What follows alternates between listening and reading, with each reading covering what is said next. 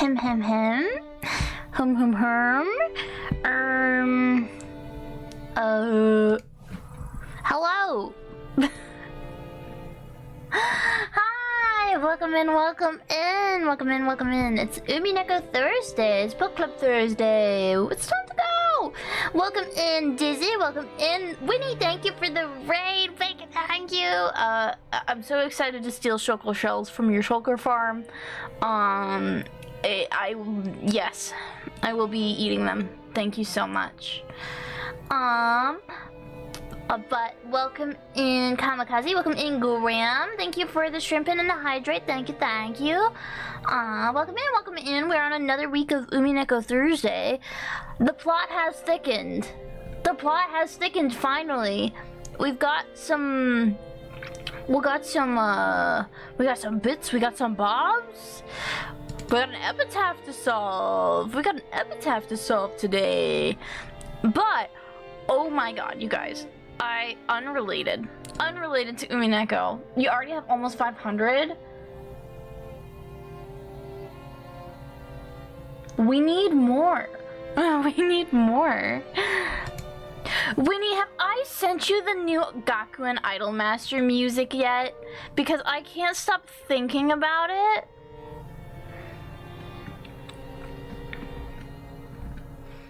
There's one specific song that I'm like, ugh. Hold on, I can pull it up for the people. For the people, I can pull it up.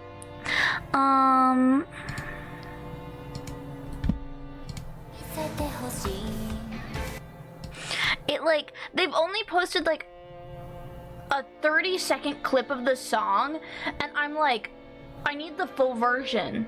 I need the full version of like all of them, like immediately, but also like especially this one.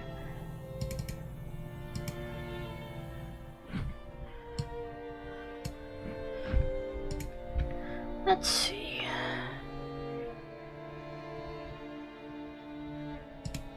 Let's see. Pop, pop, pop.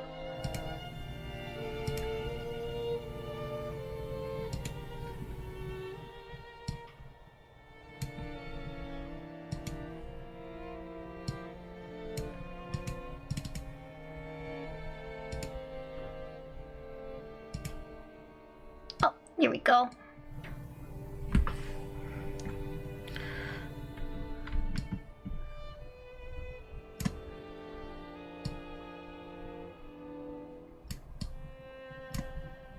What the? Hi, gamer!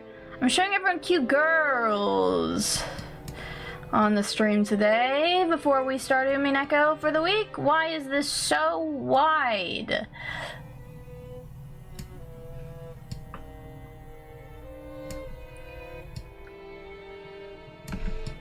Why is it so wide?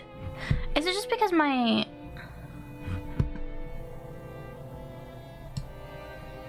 Oh, it's because my actual thing is wide. It's because my actual thing is wide, that's why.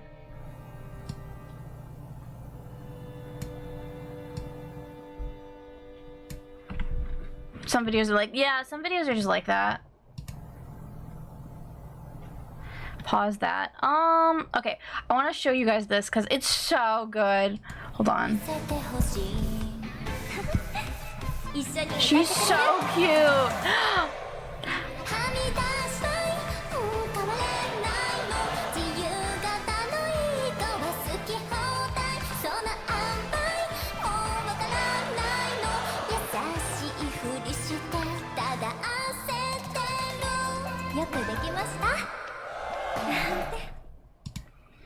No.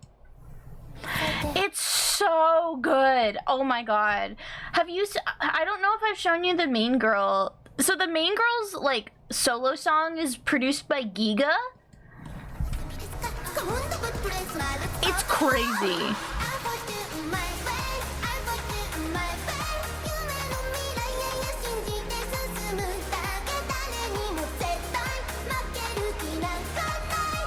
Like, these are so intense and well done.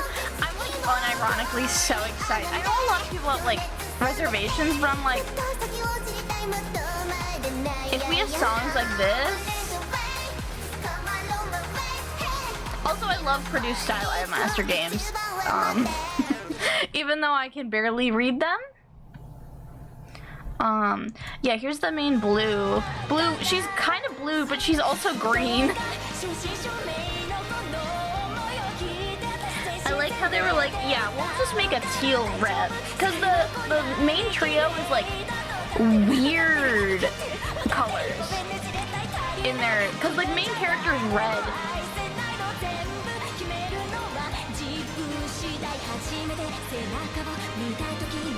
I really love her voice.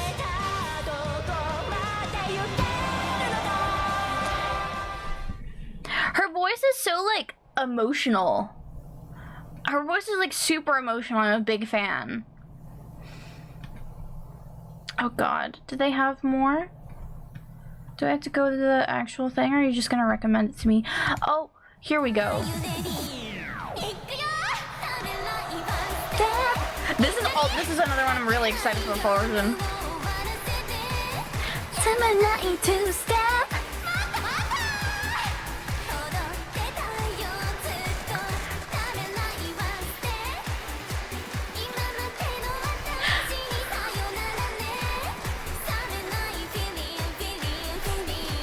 I love like idol MVs that have calls in them. It's so cute. I think you'll like this one.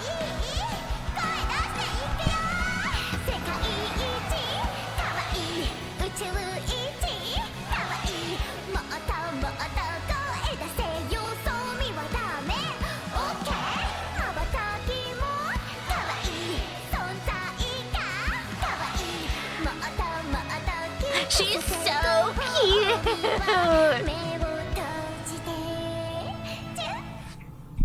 She's so freaking cute. Ah, they also have oh gosh.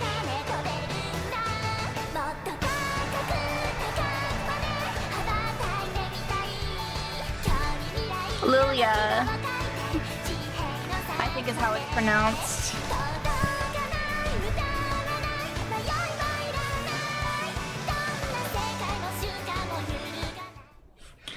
She's so cute!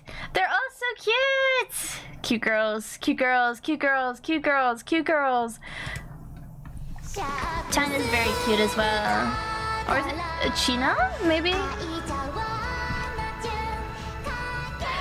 Her like whole thing, her whole like stage is really cute. Her stage design's really cute. Also she has a little baton!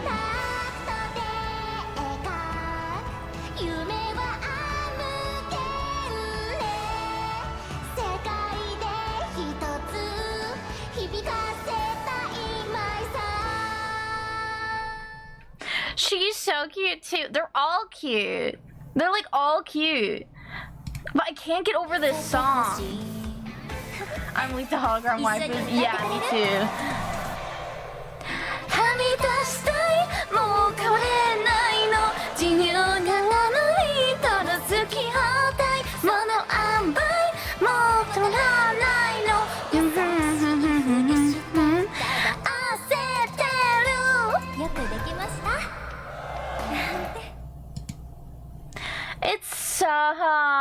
It's so cute. She's so cute. I can't get over it. She's not my usual idol type is the main thing. Oh yeah, they introduced the one characters. Hold on, I'll show you. Mao. This is the character I'm interested in.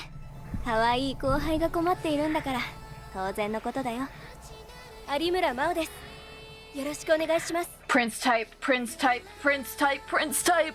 Also, she's like a short queen? She's like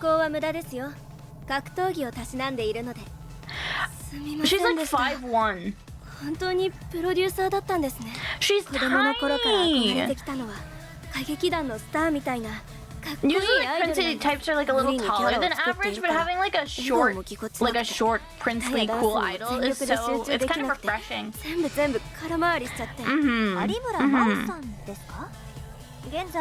アイドルとしての仕事 It's はほとんどしてい so ないはずですよ。 Ooh. まあ先輩ってばすっごいロリ可愛い外見なのにイケメンでかっこよくてとっても頼りになるんですよ。ちょっと見せて。足をひねったのか。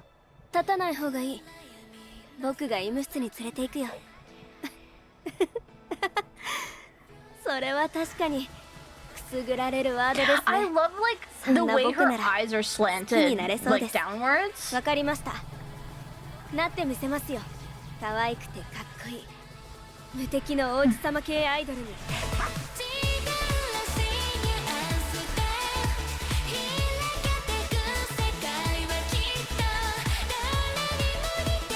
Also, the song rips. ほら、コーヒーってなんとなくかっこいい感じがするじゃないですか。かわいい。2回も言わなくていいです。学園アイドルマスター事前登録受付中。 It's so cute. Oh my god. I'm closing it. I'm closing it. We'll be here all day. I'm never gonna shut up about it. I'm never gonna shut up about the Idol Master. We're gonna talk about the Idol Master for 3 hours again. But, like, oh my god. I can't get over how, like, I'm on the ground because of cute girls. Me too! Me the fuck too! I don't know. Like, as someone who's also, like, shorter and, like, loves the aesthetic that Mao is going for, learning that Mao is, like, 5'1" and, like, could easily be, like, a cute type idol, but their specific goal is to be a cool idol that girls like. She's like the anti Makoto Idol Master, if that makes sense. She's like the opposite of Makoto. She is cute, but she wants to be cool, and I like that. I think it's refreshing to like see people like it's so refreshing to see characters like that. I like that each character from Gakumas, not Dare Stage. Each character from Gakumas is like has like an inherent flaw in the way that or like a setback that makes these girls harder to produce, and I really like it because I don't know, I love producing like people who like the underdogs, I suppose, because like I really liked Kana from Million Live. Kana's one of my favorites from Million Live. I fucking love Uzuki Shimamura. I fucking love her. Uzuki Shimamura. But like, I see an idol who sucks ass at being an idol, and I'm like, we're taking you to the top. It's so good. Nichika is one of those where she's kind of just average, but I'm like, I'm taking you to the top, girl. We're doing it. We're doing it. But there's just something, I don't know. Recently, I've rekindled. Like for a long time, I really felt like I couldn't. I don't know. It felt like off being really into idols, because like I don't know, I really just didn't have much like, I don't know, it was like all of my friends were into completely different idol series, so like I kind of like fell out of the Idol Master because I was like, well, all of my friends have left, so like all my friends and mutuals have left. Talented girls are scary. That's true. I want to produce a girl that sucks. She's just really bad at dancing and singing and existing. Like, the inherent flaw about these girls is like each one has their own like issue that they need to overcome. And a lot of them have like super low stats, except for Saki, who is like the protagonist, and she's also like kind of the tutorial character, I would assume. My one hope is that they're gonna localize this one. I know I'm coping. I'm always gonna be coping about it. I'm gonna be coping about Idolmaster getting brought over here, like, so hard, but the game is made by the Idly Pride devs. Like, the game is made by the people who run Idly Pride, and Idly Pride is in English. Glasses girls are superior because of their inherent flaw. So true. So true. I also, like, I get so irritated when idols, like, that have glasses take them off when they perform. Like, I get it. I get how hard it is to, like, dance with glasses on, but, like, they're so moe. Why would you take them off? Why would you take them off? It's part of the charm. Why would you do it?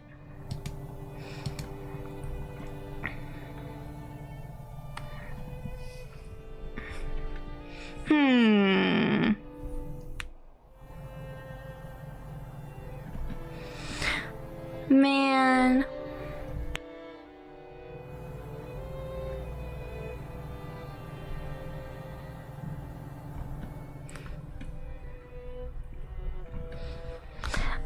Just, there's something about it.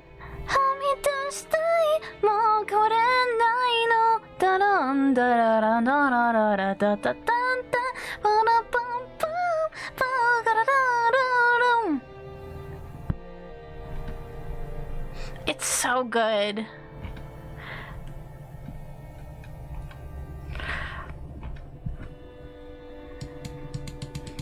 Cause I think, the one whose song I'm obsessed with, and then the Princely one are my favorites right now.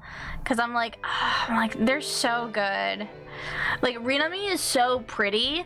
She has such a, like, elegant vibe to her, and I like that. Like, her design is so cute. She gives me really big, cheeky, shiny colors vibes, if that makes sense. If anyone is familiar with shiny colors. I'm the only one. It's just me. It's just me here. No one care me.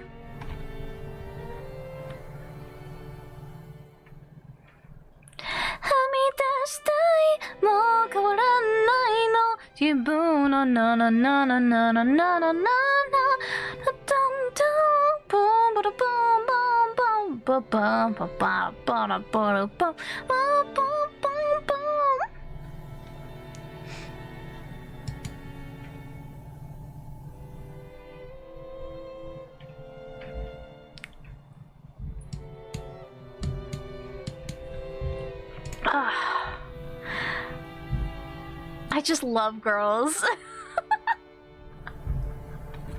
I just love them so much. Anyways, do you guys want to play Umineko Naku? I get so... I feel like I could yap about idols for another hour with, like... I don't know, there's just something about... It's like, I don't even...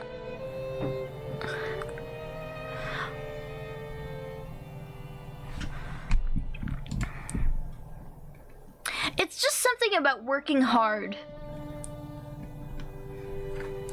Working hard to make other people happy that brings me a little bit of joy, despite, like, potential flaws and, like, whatever. Anyone can be an idol. Anyone can be an idol. Idolmaster told me that.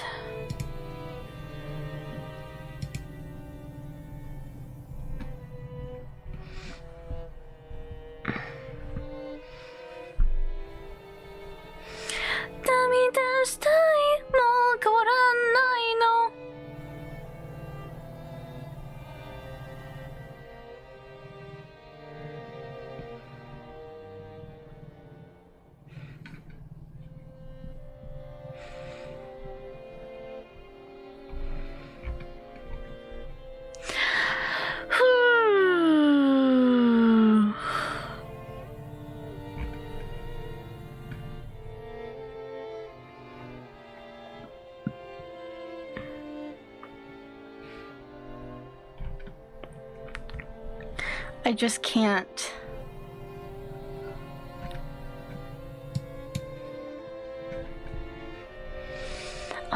idols. I'm just thinking about them. I want to know which, because I know that the first character, like the, I know Saki's, like, image song is, like, meant to be, Giga. Like, it is Giga. Like, I recognize that artistic style anywhere. But I'm not as familiar with the other producers on the project other than, oh god, one of them did a bunch of stuff for Idolmaster, including Odahen Anthem and Martian Metamorphose, but, and also live to Kakume de Show, which is a really good OG mass song. Live to Kakume de Show. I just love the funky, like, songs that have lots of character to them. I don't know what it is. I don't know what it is. Like, genuinely? Don't know what that's about. I wonder if I should just, like, move my... Should I? I'm thinking about making a change to my OBS, to my book club stuff, cause how have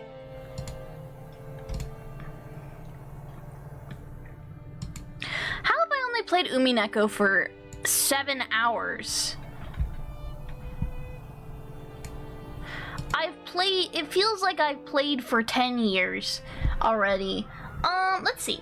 Open the game, and then we're gonna actually...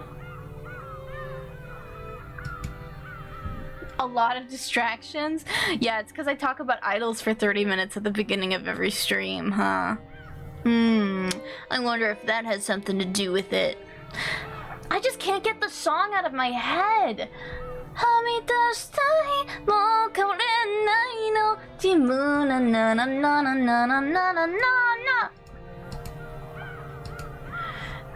It's just so good, right? We'll move this.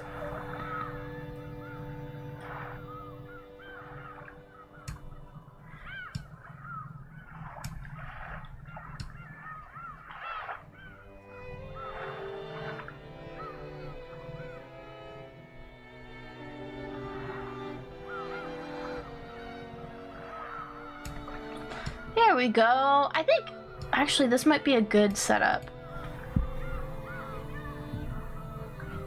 Oh yeah, this is a way better setup than before, but I don't have game audio yet. Pop that in there.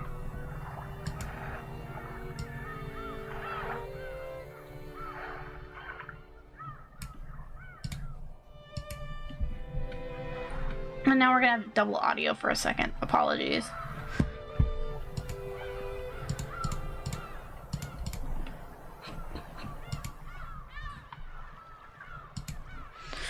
Take a sip of my tea.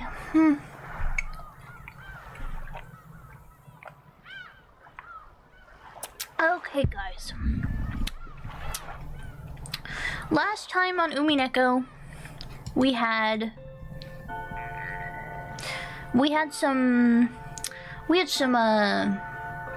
they were talking, they were yapping about the epitaph and how we desperately need to solve it, or we get nothing. We get absolutely nothing from our inheritance.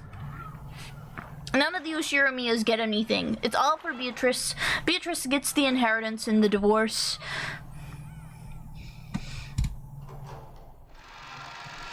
And now she's going to obliterate everyone on this island, I think.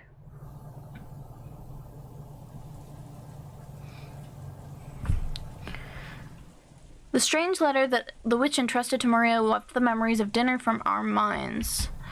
Maria was repeatedly barraged with questions by Aunt Rosa and the other parents. Probably eat between them. I set it to auto, so... Became increasingly ill-tempered when they refused to believe her. If we kids tried to butt in, they'd probably ignore us. Our parents were all stirred up, firing back and forth about the gold and the distribution of the assets, and for completely forgetting that we were even there.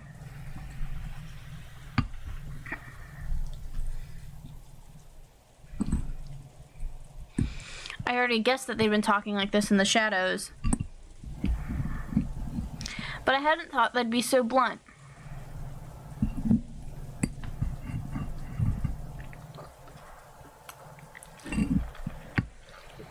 From what we could overhear, all the parents wanted more money as soon as possible. Back and forth about grandfather's inheritance. Back and forth about the distribution of gold if it was found. About advance payments and cash. It was so despicable I could hardly bear to watch, even though one of them was my father. It looked like Jessica felt the same way. We left our seat without being asked to, and went to go hang out somewhere well away from our parents. I get it. Now I totally see why grandfather hates coming down for meals. I'm so disillusioned with our parents right now.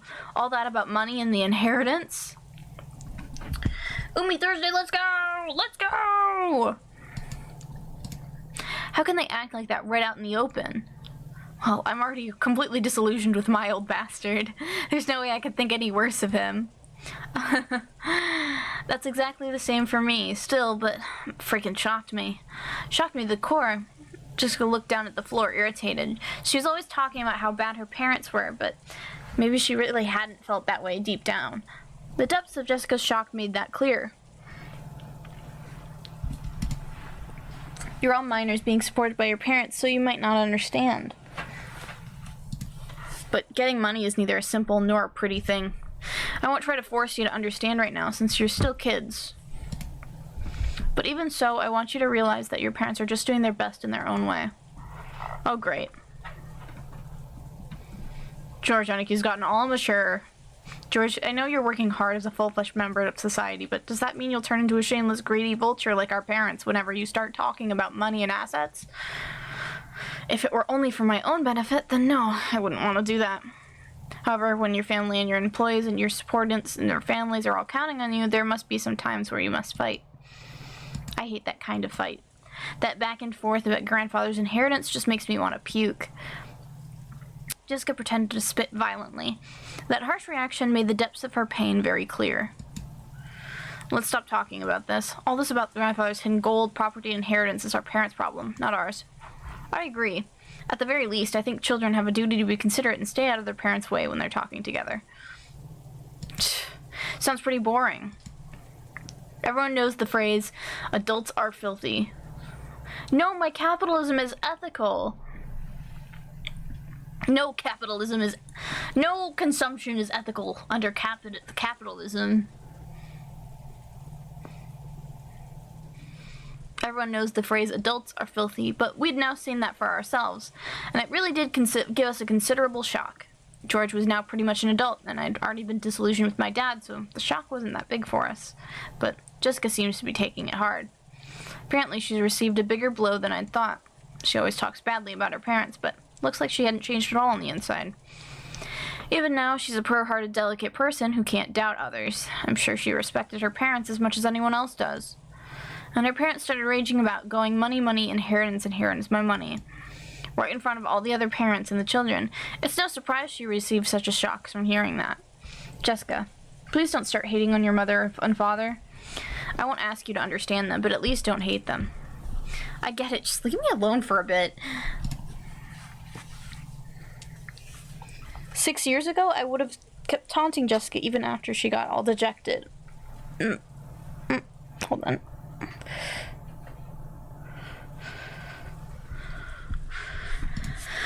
But I guess I really have grown over the last 6 years.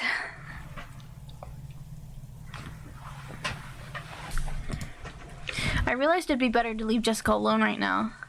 Jessica suddenly looked away sulkily and left the parlor. She probably wanted to be alone for a while. I could do nothing but wordlessly watch her back as she left.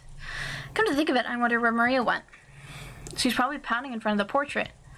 Maria truly looked up to wishes, and she'd expected that coming with direct contact with Beatrice and receiving the letter as proof would surprise everyone and make them happy. However, the adults had doubted its authenticity, thoroughly bombarding Maria with questions and refusing to accept her story. Even for me, it wasn't hard to imagine how much that must have hurt Maria. We couldn't speak to Maria or Jessica. In the end, George and I just abandoned ourselves to the sound of the falling rain and the dark night. I wonder what's happening with that typhoon. Maybe there's something about it on the news. George started walking over the corner to the parlor where the television was. He hadn't called me over. I really couldn't have cared less where the typhoon was on the sea right now. So without going over the television, I loitered around the window. The wind hasn't picked up that much here, but I wonder if it's horrible over the sea. I did hear about a severe storm warning on the weather report. Ah, Kyrie. I take it those big talks between the adults are going smoothly. She seems to catch the sarcasm. Kyrie shrugged. I wonder if that stomachache of a discussion will continue all night. It's not going to be fun. Well then, please enjoy playing vultures to grandfather's property as much as you'd like. I feel sick. I'll agree with you on that. If I could just slip away like you, I'd do it. Unfortunately, I can't. Even if I'm not allowed to speak. We spouses have it pretty rough, too. Kyrie took a deep breath, smiling bitterly. That's right. They probably wouldn't let Kyrie speak, since she only married into the family. Still, as Dad's partner, she had no other choice but to stay by his side and support him. She probably had to bear the full brunt of this mental pressure much more than me. I wasn't going to apologize, but realizing I'd spoken too harshly, I cut the sarcasm for the time being. So how does it look? Are they still stuck on the topic of the mysterious witch Beatrice? More or less. Those four siblings are always pulling up secret agreements when they come together to discuss the vision of grandfather's inheritance. They're saying that some unknown fifth person has appeared and is trying to make things more complicated, and there's no way that'll make for a peaceful conversation. Just when you think they're staring at each other, they'll set up a common front.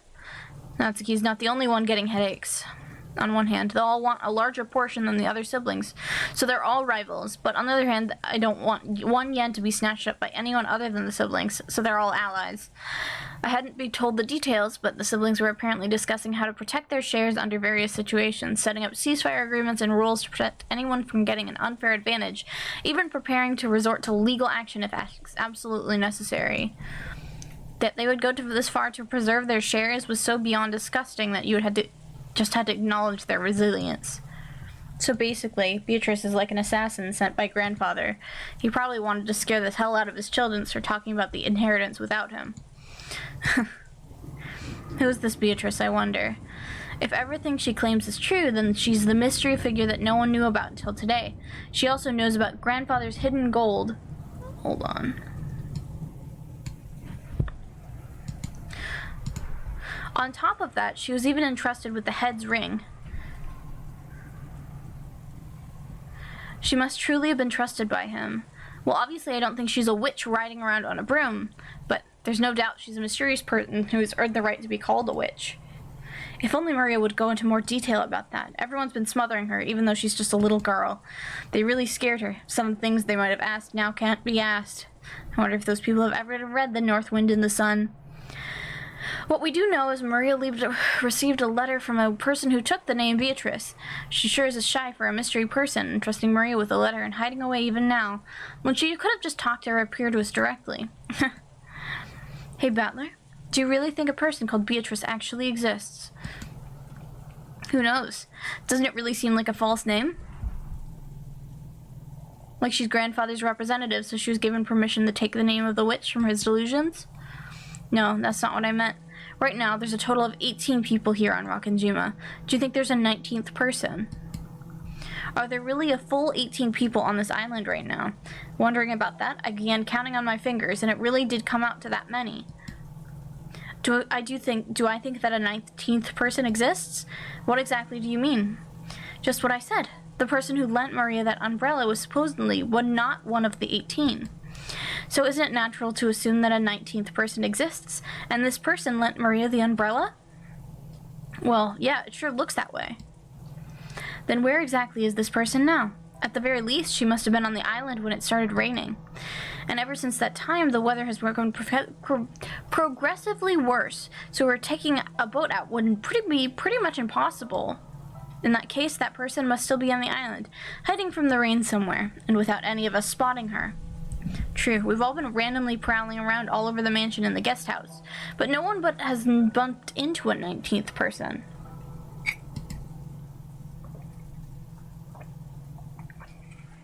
But this island is huge. There might be other places to take shelter from the rain other than the mansion and the guest house. At about this time, I began to realize what direction Kyrie's suspicions were taking us in. Kyrie was denying that the 19th person existed. Beatrice was one of us 18. In other words, she thought someone we knew well was tricking us. Among Us. It's like Among Us. If Beatrice is who she claims, she'd surely be the most honored of guests. The most honored of confidants, trusted by Grandfather. There's no way Grandfather wouldn't give that kind of person a warm reception. She would surely have been ushered into the mansion. However, we haven't seen anyone like that. Wait a sec, isn't this line of reasoning a bit too hasty? Sure, no one has spotted this person, but that doesn't mean you can deny the possibility a 19th person exists, right? Maybe for some reason they landed on the island stealthily and have been hiding ever since. It's what they call a devil's proof. It's easy to prove that something exists. If this Beatrice appears in front of us and says hi, then it's settled. But it's impossible to prove there's no 19th person. Yes, Battler, your way of reasoning isn't bad. In our current situation, there isn't enough information to either accept or deny that a 19th person exists. But if you spin the chessboard around and think that way, we can deny the existence of a 19th person with clear certainty. Spin the chessboard around was one of Curie's favorite phrases. I've been influenced by those words and use them myself by time to time. When you get stuck trying to find a move in chess or shogi, then by spinning around the board around you and looking at everything from your opponent's standpoint, you can often see a strategy that'll give you the upper hand. It means turning things around and putting yourself in your opponent's shoes.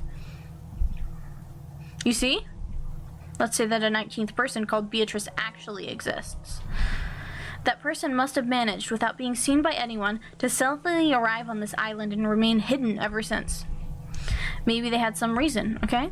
In that case, why did they go through all the trouble of appearing before Maria and handing her the letter? It really was a contradiction. If they had for some reason been hiding themselves, they should have stayed hidden the whole time. But even so, they had appeared openly in front of Maria. Then, wait, Maria said it herself. She said the witch made her a messenger. Maybe that's because Maria was the youngest and looked the most obedient? Why would they need a messenger? If they just wanted a letter delivered to the family conference, they could have mailed it. If they mailed it to each of the 4 siblings, no one would be able to ignore it. There was no need for this person to carry it themselves and secretly deliver it by hand.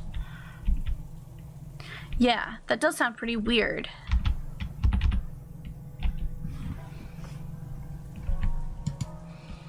In the first place, if a Beatrice existed and wanted to make her presence known to everyone, then she could have just openly presented herself to all of us.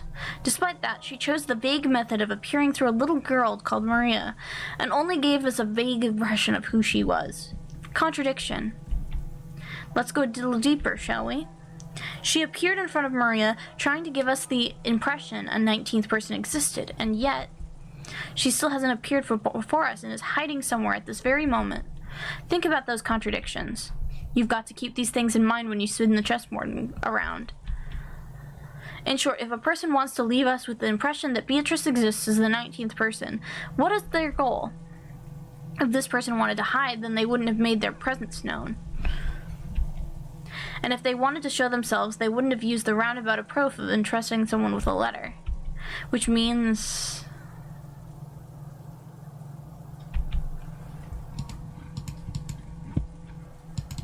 oh no. Ah, it froze again. Game! No, I have to redo all of that. F. It's fine.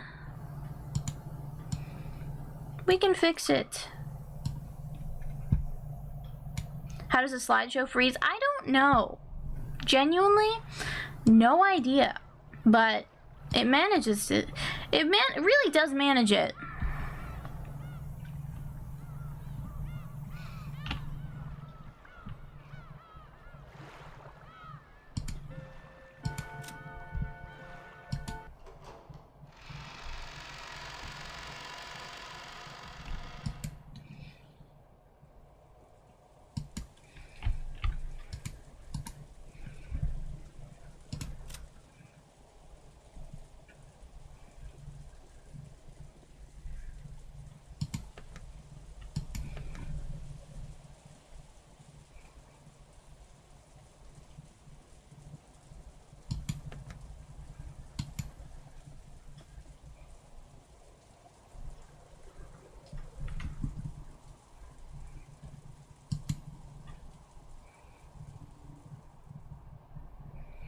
I forgot that they have the...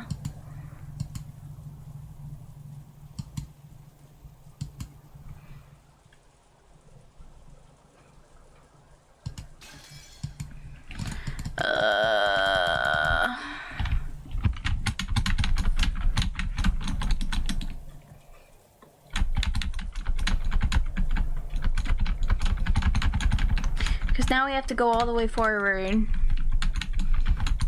I think it's something to do with the auto advance button, because it's kind of buggy, the like auto advance button.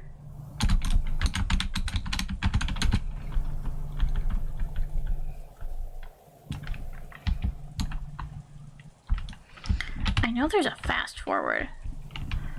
Aha.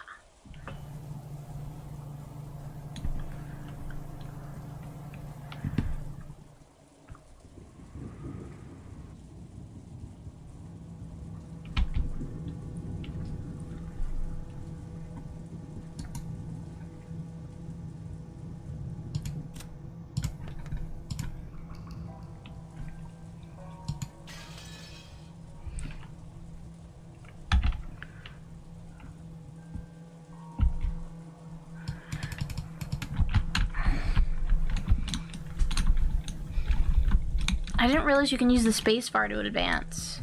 That makes my life a lot easier.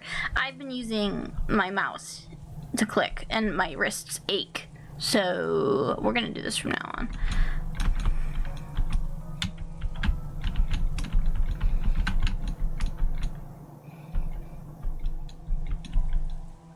It's simple. Beatrice is one of the 18 people. That's what they want to do. That's why they want to create the illusion that there are more than 18 people. The 19th person was revealed so spectacularly. If someone were to profit from this, it wouldn't be some 19th person in hiding. Beatrice, come out. I just want to talk. She's just chilling though. Let her be. She'll show herself eventually. Of course, this reasoning is full of holes. If you turn over even a few of its premises, it'll simply fall apart. But I'm almost completely certain it's correct.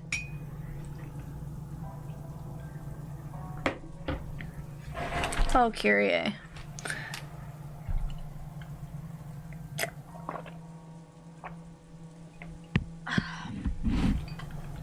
This is starting to feel pretty creepy. Someone lent Maria the umbrella and handed her the letter.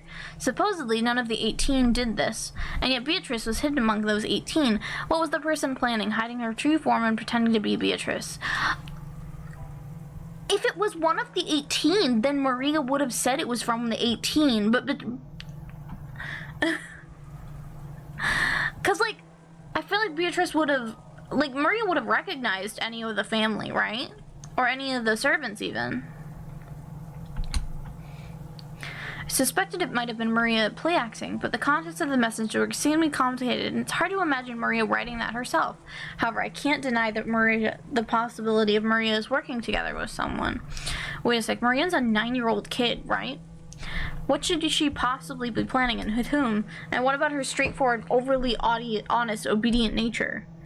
Yes, I already understand what kind of a person Maria is, but that's exactly why I think it's possible. That girl's a dreamer who can't help but look up to blindly and accept the existence of witches. So, if a person appeared in front of her and claimed to be the witch Beatrice, Maria would have happily swallowed up, I think. So you're saying if someone disguised themselves by wearing that fancy dress in the portrait, tricking Maria wouldn't be that hard? Of course, with that reasoning, all of us women would become the primary suspects. Anyway, who did Maria encounter? Learning the details of that question would be the best key to solving this riddle. But this key has been firmly locked away inside Maria's heart. Everyone denied the existence of the witch, without listening to her, barraging her too much with questions about who Beatrice actually was. She probably won't open her heart to us now. In the dim hall, in front of the portrait of Beatrice, Maria was sobbing. Ooh, no one believes I met Beatrice. Even though I showed them the letter which Beatrice gave, they still don't believe it. Ooh.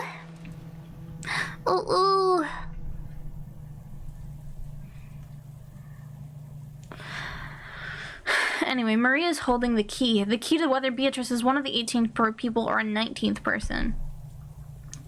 Maria's stubborn, right? When that girl gets angry, it's pretty hard to make her feel better. Butler, I think a kid like you would be better at cheering her up than an adult like me. After she's feeling better, try asking.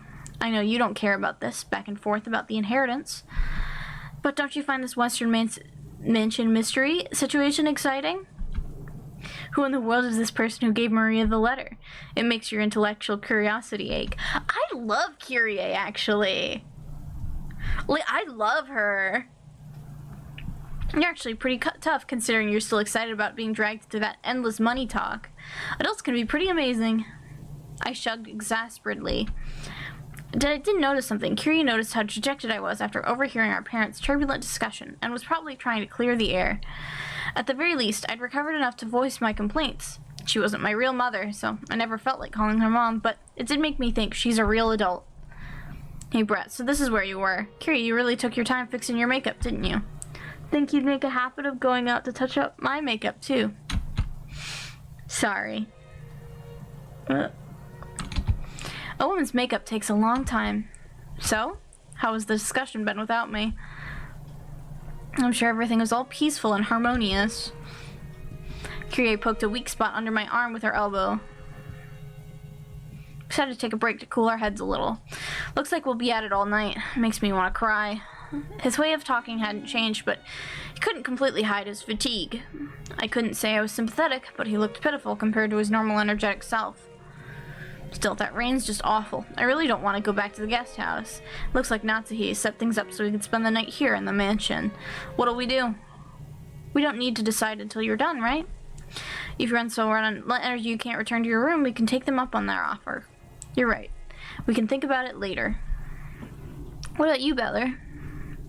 If I stayed, I'd just get in the way. I'll be nice and go back over there. I see. Will you go back soon? I don't know. It'd be lonely to head back by myself. I'll probably gather all the kids and we'll head out. Okay. You go do that. Also, Butler, you won't be going to sleep that easily tonight, right? Well, I'll probably be up talking with the cousins. Sounds like we'll be up all night. Is there a problem with that? I see. If you're still awake when the adults' discussion is over, I want to have a little talk as a family. What? That doesn't sound like you. Apparently, Kyrie was thinking the same thing. What are you talking about? She asked him in a small voice. It looks like Kyrie didn't have a clue what Dad meant either. I also want to talk to you about it, Kyrie. I'll tell you later, so don't ask now. Please. I don't know anyone who neglects the concept of family as much as this old bastard. And now he's saying we're gonna have to talk as a family? Both Kyrie and I couldn't help but get wide-eyed. Don't look so terrified. I'm the one who should be terrified. After all. At that point, he swallowed his words for an instant. Even though putting on airs of importance wasn't much like my dad. You're freaking me out. Everyone in our family's gathered here now, right? Don't make a big deal out of it and spit it out. Tonight, I will probably be killed. Oh, the plot thickens. It must have been really close. Dad's expression, brightly illuminated by the lightning, was burned into my eyes. Dad's face, which always looked sure in itself and which always wore a taunting expression, was strangely frail in a way that I couldn't really explain. It was so worn out that he looked like a different person.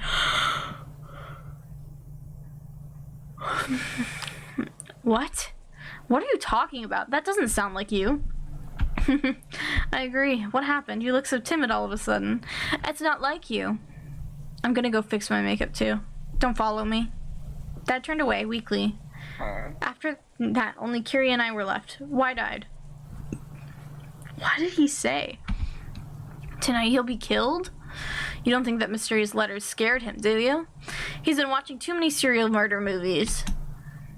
Kyrie didn't answer my light-hearted words and then continued to stare at my dad's disappearing back. Butler, when you told Rudolph-san to spill the beans right away, he left without telling us anything. Even though he said he had something to say to both of us, he didn't answer you. Why? Spin the chessboard around. What do you see? Well, when he said he wanted to talk then couldn't, it's a contradiction. What, can you see by something by looking at it from Dad's perspective? Yeah, I can see something. He wants to talk about something, however, he doesn't have the courage to bring it up. So he actually means chase after me and talk to me and ask about it yourself. By saying don't follow me, he actually means the opposite. He actually means follow me and force me to answer. Seriously, what a spoiled brat. Can you really call that reasoning? That's ridiculous. Can great private and police detectives deduce the emotions and feelings between men and women? They can't, right? Figuring out the feelings of the opposite sex is even more advanced art than exposing the tricks in difficult crime cases. So true, Queen. She's so cool! What the hell? I love her! I love Kyrie. If you ask me, romance novels have a much deeper mysteries than masterpiece mystery novels. I see. Is that how it is? I'll stand alongside that spoiled brat. He normally loves to bluff, but tonight he's completely tired out from that heated discussion. He probably wants someone to lean on at the moment, and responding to that need is the role of his partner. I'm like, okay, Queen, go off. Sounds passionate. Then I'll leave that old bastard in your hands. Yeah, leave it to me. I called out to Curious departing back. Huh? What? I wanted to say thanks. Thanks to you, my gloomy mood has cleared up a lot. That's good. Communication is important. After answering with a wink, Kyrie followed after Dad. She's so cool! What the hell? She's sick! I love her! She's awesome! I love Kyrie. Natsuhi could be found in a dimly lit hallway. Oh, it's Natsuhi time. Now and then, thunder would crash, but this had no effect on her expression. She looked completely worn out. The discussion that had just taken place between the relatives in the dining hall was repeating itself inside Natsuhi's mind. Beatrice and... Oh my goodness. Her BL collection must be massive. That's so true. I can't believe it. I can believe it. I can't believe Kyrie. Fujoshi moment? I'd believe it.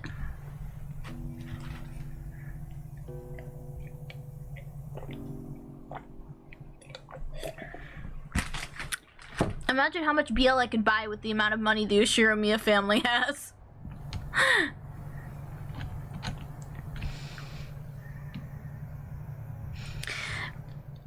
Beatrice had complained in addition to the gold, all of the inheritance and property of the Ushiromiya family would be given to the person who could solve the riddle. In other words, she planned to undermine the absolute guarantee that Kraus, the eldest brother, had to succeed the family head. Originally, the other siblings had no chance to inherit the headship. To them, this proposal by Beatrice was extremely desirable. It was obvious that they would accept it.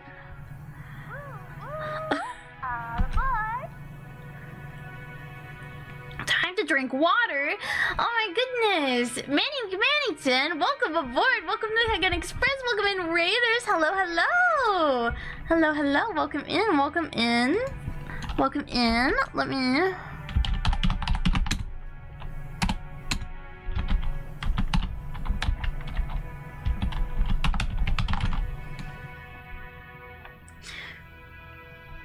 Welcome in, welcome in. Welcome, welcome. Thank you for the raid. Thank you, thank you. Let's do this. What were you guys up to today? What was it? Well, how's it going? Today we're playing, for those who may not know, I'm the serial local ghost train conductor of the Gehenna Express, your #1 afterlife travel service. It's really good to have you guys here. Thank you so much for the raid, Manny. We're having a little bit of an Umineko session. We're doing a bit of reading. We're getting literate here tonight. And we're talking about how fucking cool Kyrie is. She's awesome. Why is her husband such a, idiot, though? Oh my god. I can't get over how cool Kyrie is, though. But yeah, we're still on chapter 1. So it is... Oh my gosh! Bunny and Riku is welcome aboard. Welcome to Gen Express. Thank you, thank you. Welcome in, welcome in. Welcome in, welcome in. I hope you guys had a good night. Were you guys up to anything particular today? Were you... She can read them like a book? I know! I'm getting yeeted. Hold on. Ugh.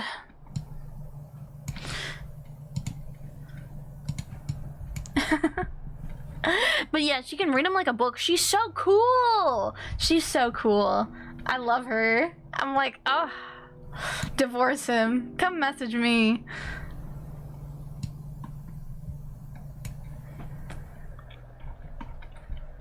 But yeah, we're reading some Umineko. We're gonna solve that epitaph. It's the last thing I do. Maybe we will. Maybe we actually will. Maybe we won't. Maybe we won't figure it out. Maybe I'm too dumb to figure it out. But surely someone will figure it out. Maybe. But there was no need to play this some clumsy detective game. Natsuki knew that a so-called 19th person, Beatrice, couldn't exist. Naturally, Beatrice was nothing more than a fictional character used to pass the message that Kinzo had written himself. As proof, Kinzo had remained stubbornly neutral as to that letter... Stubbornly neutral as to that letter's authenticity. He was completely ignoring these reckless claims that he shouldn't be able to ignore, and that he had given up the head's ring. In short, Kinzo had wordlessly admitted that the letter held his own message. Most likely one of these servants had given Maria the letter. Kinzo probably worked out an elaborate plan where the dress off from the portrait would be prepared and someone, probably Shannon, would be made to wear it and deliver the letter in the umbrella. By doing that, it could make it seem like a witch from the portrait actually existed. Now, if anything, that alone was proof that Kinzo was behind all of this. In that case, it was the same Kinzo trying to butt in on the siblings' private discussion. When Kinzo, by announcing that he'd give everything to the person who solved the riddle, could weaken Krause's overwhelming advantage. Now it was certain. Kinzo was eavesdropped on the siblings' discussion in the parlor earlier that day. So he had known how Krause had staved off the attack of the other three, and as to make the scales of the battle go back into balance, he had sent his strange letter which had benefited Krause's rivals. He was trying to push this crazy theory so that Rosa, who had a weak position among the siblings because of her age, could join in with Ava and Rudolph. Then, with a 3-to-1 advantage, they'd be able to overwhelm Krause yet again and make ridiculous theories be accepted by force. And by doing that, they gave him the power to resettle what had once been a nearly decided conflict. They had now started repeatedly pressing Krause to pay them a large amount of money, using the condition that all of the siblings would guarantee Krause's position as the successor. Talk about advance payments was being brought up again, despite having been rejected once. Of course, even without the story about the hidden gold, the Ishiramiya family's store of wealth was vast. The store of that wealth alone might be more than enough.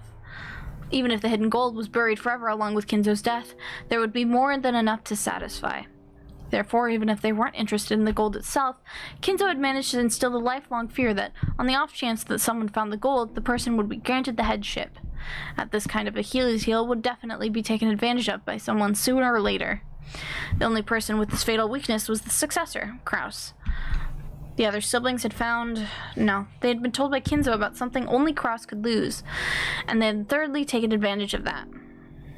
Natsuki, as Krause's only ally in this painful position as his wife, wanted to fight alongside him. She kept trying to explain to him the existence of the gold was a farce, and there was no need for him to compromise. Krause had always told Natsuki, he had told all the siblings, he'd always said that the hidden gold was nothing more than an illusion created by Kinzo. Therefore, Natsuki believed it as his wife and supported her husband on that foundation. Even so, Natsuki's words wouldn't reach Krause. Even though Natsuki had fought so hard and had lent all of her strength, he continued to fight by himself and was trying to compromise with the other 3 siblings. Natsuki sadly and weakly wondered why she could not be of use to him and started getting angry. It happened when everyone decided to take a short break and cool their heads. Natsuki had flared up against Krause. Enraged, she asked why she could not be more useful to him. He then told her that he wanted to talk about something and invited her to a room that she was normally not allowed to enter. The room had been sealed with a heavy-looking padlock, and just looking at it had given her an uncomfortable feeling.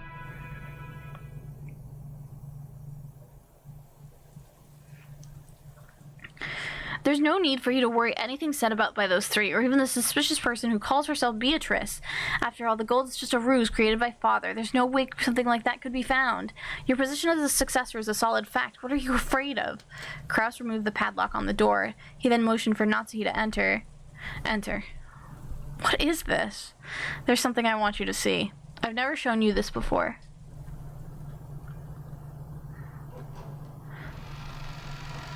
Natsuki timidly opened the door with a dubious expression on her face. It was pitch black. She searched for a switch to turn on the lights, but since this was her first time in the room, she didn't know where it was.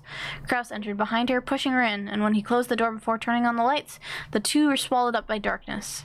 Only the sound of the Kraus locking up the door rang out through the dark. What are you doing? The lights. I'm turning them on now. Wait. Just as he said, when Kraus pushed a switch on the wall, a flickering light turned on and lit up the room. That is... Natsuki had her breath taken away. The room had no windows, and at a glance it appeared to be empty. In the middle of the room, a small round table had been set, and the lights brightened only by that table, as if it were a leading part in a play.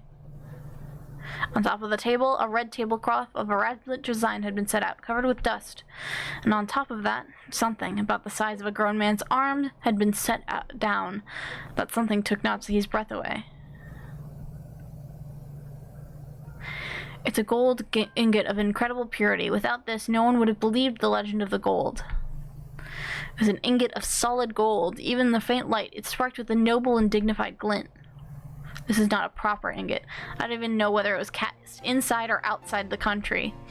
I took a high level of skill to make the purest of solid gold ingots. And in order to verify that purity, it was standard to have the original foundry and the name of the bank that guaranteed it imprinted on the gold. However, this ingot did not have that kind of seal. This mysterious gold bar had come from an unknown foundry. Look here. There's nothing to be afraid of. It's just a bar of gold. Natsuki, following Kraus's words, timidly approached the ingot. Right there. Kraus pointed at the surface of the ingot. Natsuki concentrated on that section. Right there was the thin imprint of the one-winged eagle crest. Natsuki's breath was taken away once again. That's right. This is the legendary ingot that Father said he received from the witch that the president of Marasu witnessed and was allowed to select at random to take vow with him. That gained the trust of the fixers in the business world, and used all possible means to find it. I found it before the other siblings could. How could, then, the legend of Father's gold is... It actually exists. The gold that Ushiramiya Kinzo received from Beatrice actually exists. Impossible. So it really does exist. Natsuki was shocked. Kraus had always said that Kinzo's gold was just a fabrication, so she had believed it as his wife. However, the reality was different. Since he held definite proof, he had more and more certain than any other siblings that the legend of the gold was true. Because of this, Kraus was deeply frightened at the possibility that someone other than himself could find the gold he failed to find, costing him everything. But to Natsuki, this truth was more than enough to split open her heart. She had thought that, as Kraus's wife, she would be as close as confident, which is why she had selflessly supported him. And yet, he had hid this fact from her till today. Why? Have I been so undeserving of your trust? That's never been my intention. There was simply no need to tell you. Is that all a wife means to you? Calm down. Becoming passionate easily is one of your bad habits. You're the one who's making me like that, aren't you? I've been supporting you as a wife ever since I married into this family. For your sake, I threw away the family I was born into and have been offering up my heart and body to serve you. And in return, this is what I get? How could you? How could you? Divorce his ass. Take everything. His expression effectively communicated how much he disliked this part of Natsuki, even if he didn't say it out loud.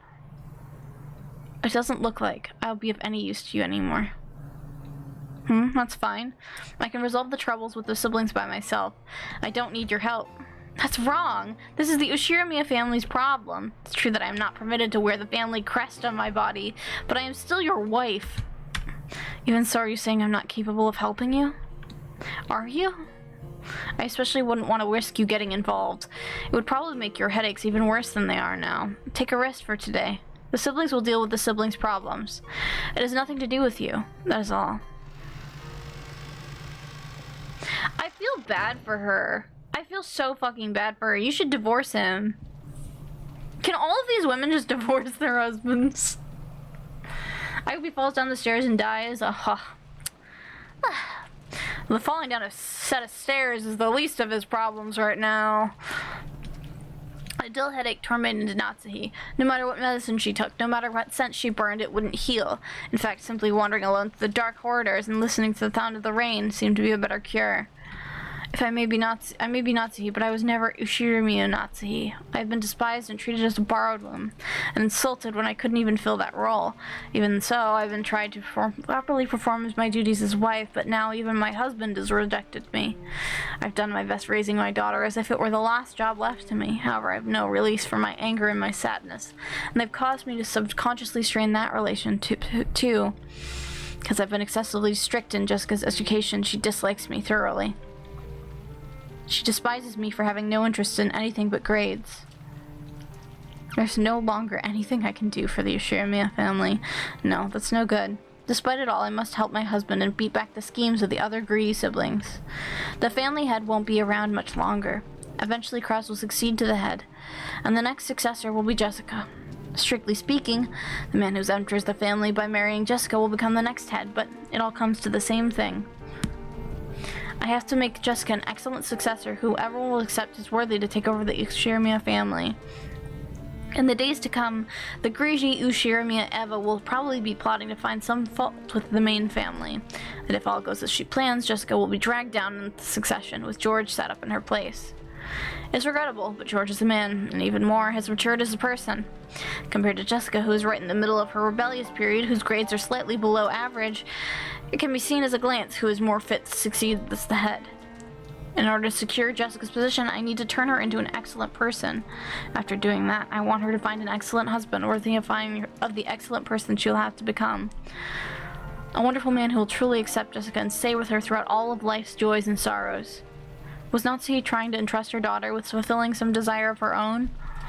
Natsuhi thought back to the days when she had no choice but to marry into the Ushirimiya family because of that unavoidable fate. She had tried to block that from her memory. She had consciously forgotten it and actively attended to the life she'd been given as Ushirimiya Natsuhi. In doing so, she'd built up a new life, but just now, it felt like all of that had been casually rejected. How should I think as I live my life? I do not know. Natsuhi helplessly rested her head against the glass of the window. The glass, which was cool thanks to the raindrops beating against it, somehow felt refreshing.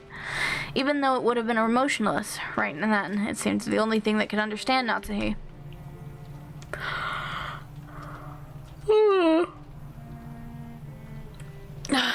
At that point, even if someone had appeared, Natsuhi didn't intend to pay any attention to them, but she did pay attention, because it was her beloved daughter.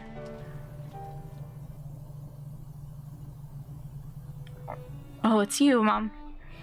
What the heck are you doing in a place like this? I thought you were a ghost.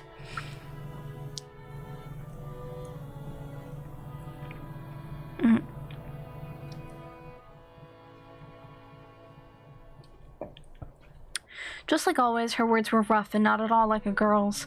Instinctively, words of rebuke rose to Natsuhi's throat. However, her strength gave out, and they didn't escape her lips. Jessica, forgive me, but my headache is awful. Please leave me be. I see. Jessica was seeing her mother in a position of feebleness for the first time, so she was considerably disconcerted. Until now, she had been filled with contempt for all of the parents, including her mother, but now those feelings had been completely swept away. Her mother's utterly exhausted face had wiped them all out. In its place, the words George had told her had floated back up in her mind. Our parents are doing their best in their own way. And because their families are counting on them, they can't afford to keep everything pleasant. Have a heavy responsibility to fight. Maybe her mother had been standing around in the dimly lit hallway because no one had tried to understand that part of her. Jessica hated her mother, so she had no intention of speaking kindly to Natsuhi just because she was looking a bit frail.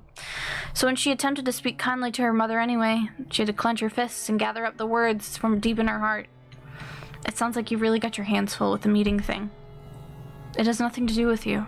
Please go somewhere else. Is your headache bad? Should I get some medicine?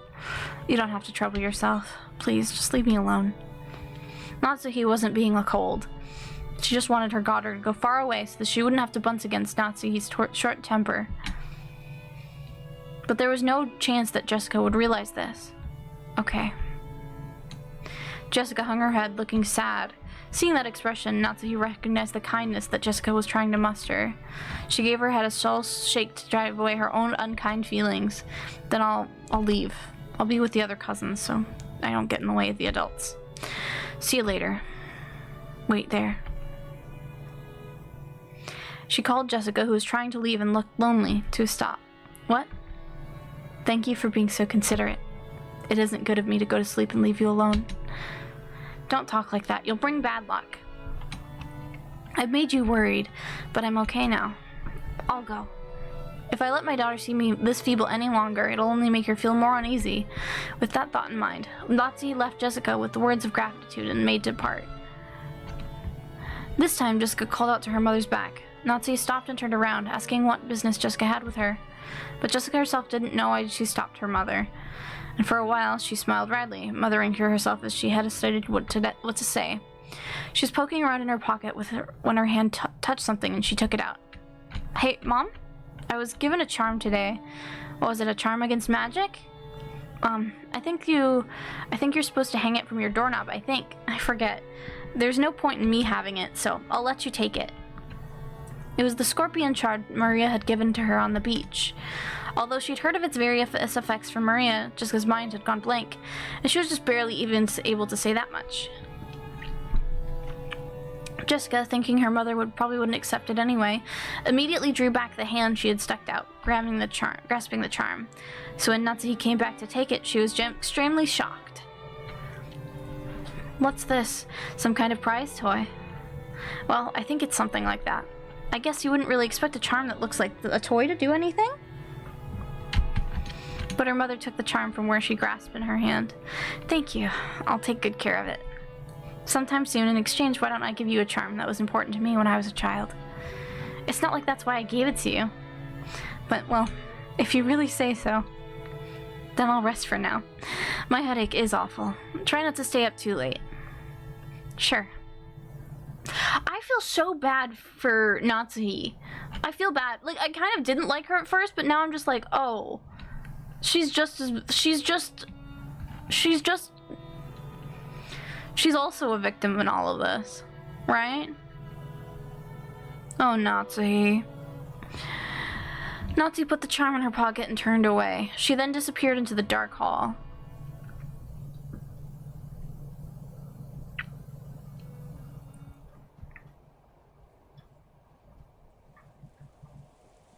It seems the weather will be like this all day tomorrow after all. Dang, this makes the good weather we had earlier feel like a lie.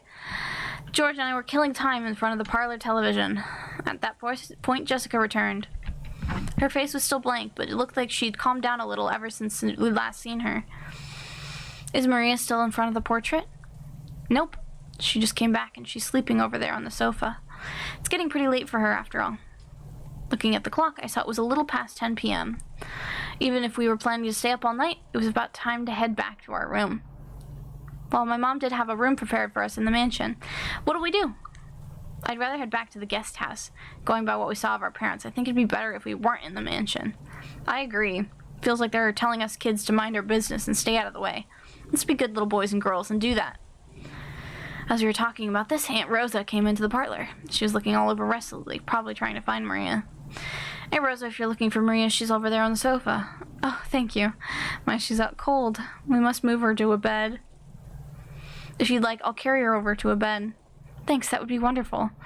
Are you all heading back to the guest house? Or are you going to stay in the room Natsuhi prepared? We were just talking about that. We just decided to head over to the guest house. I see. Then could I ask you to take Maria with you? I'd feel most reassured if she stays with all of the cousins. Behind those words, she seemed to be concealing some regret that the adults, herself included, had deeply hurt Maria's feelings. Leave it to us, Aunt Rosa. After all, we do have an expert in comforting Maria with us. Are you talking about me? I couldn't deal with myself. We'll need everyone together. That's right. Battler, weren't you the one who hit it off with Maria when you were messing around earlier? As we said this, Aunt Rosa smiled, looking truly happy. Thank you, everyone. It looks like our meeting is last until very late, so I'm sorry to burden you like this. I'll be counting on you all to take care of Maria. Hey, Maria, are you sound asleep? We're going back to the guest house. Maria muttered something indistinct, rolled over, and fell back asleep. It looked like she was sleeping deeply. She's really out cold. I'd hate to wake her. Right, I'll carry her.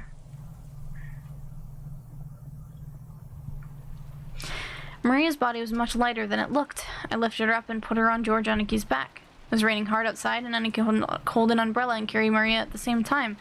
It looked like Aunt Rosa would come with us as far as the guest house to help out. However, when she heard Uncle Krause's voice call out to her, she had no choice but to return. Now that's a problem. I have to go back now.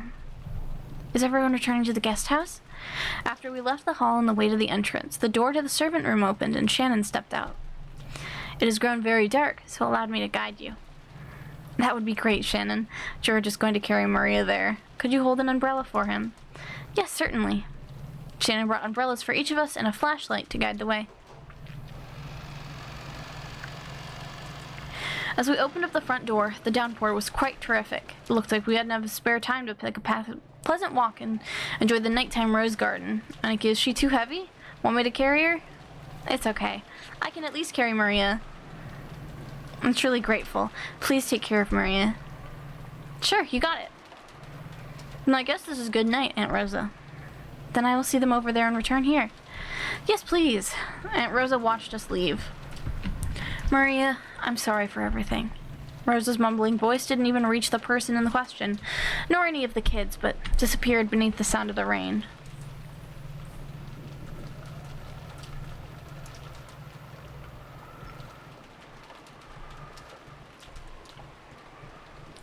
After cutting through the rainy rose garden, we arrived at the guest house. If only I had applied for the position of Maria Carrier, then I would have gotten a chance to have Sharon... Shut up! That's not why I did it. It's a misunderstanding. I thought if I didn't walk like this, George would get all wet. Quit babbling and go in. After being urged by Jessica, we folded up our umbrellas and went to the guest house. I'm gonna rip Battler to shreds. He was being so good for so long. Has anyone gotten their clothes wet? I can bring some towels if you'd like. You don't need to worry about this that much. Thanks, Shannon. That's right. We're planning to play cards or something. Would you care to join us for a bit? Huh? Who had the night shift on today's schedule? I believe we had a special schedule during the family conference. Also, I think a few alterations have been made, so I'll go and check.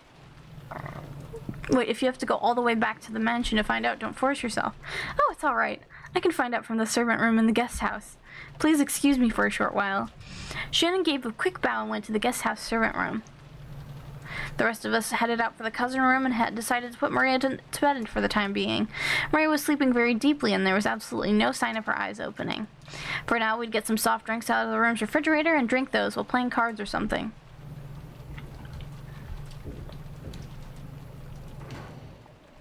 Oh, Cannon.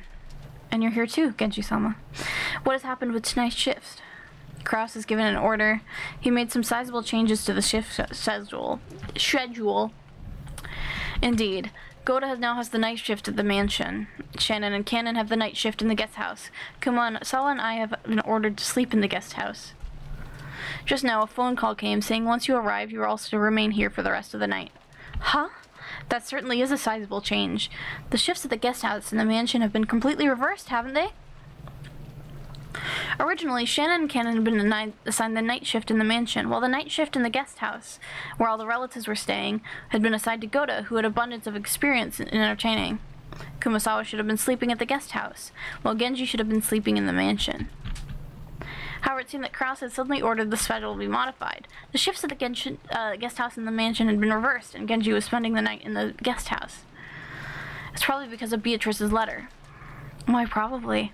After such a mysterious letter appeared, it's only natural that Krause would suspect one of us.